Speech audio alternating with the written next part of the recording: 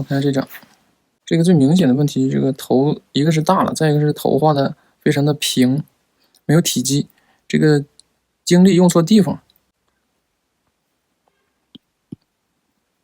首先呢，应该去找它整个头部一个大的体块关系，先确定好它这个体积的基本的朝向面，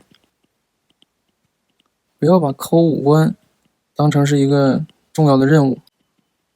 整个造型都不准的话，五官抠的再仔细，那也不准。不要做一些纸上雕花的工作，要先把最基本的造型找准，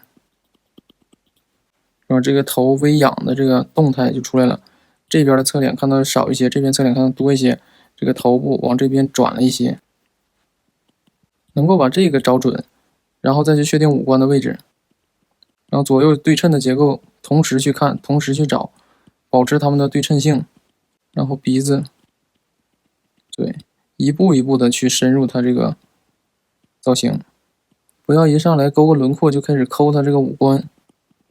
从先确定整体造型着手，确定五官位置，逐步深入五官，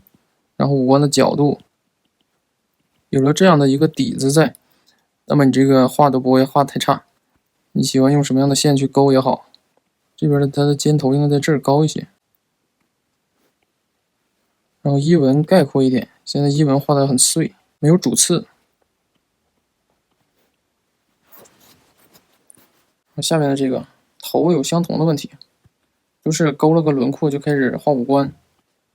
这一加中线就看出来五官的歪拧了。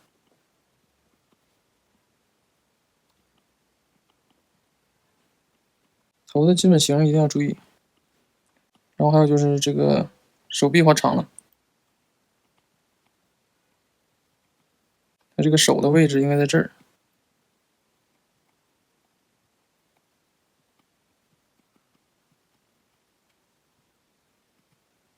这样透视它才舒服，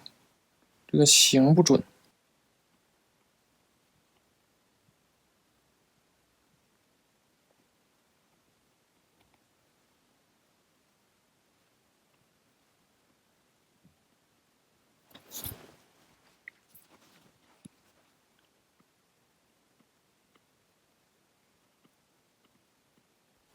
一定要注意手臂柱体的朝向。从侧面看，这个柱体是这样，随着往镜头这边转，它整体会越来越短，横断面也会越来越圆，越来越大。整个转过来之后，基本上看不到它的侧面，它就更加圆了，更加接近于它这个横断面本来的形状了。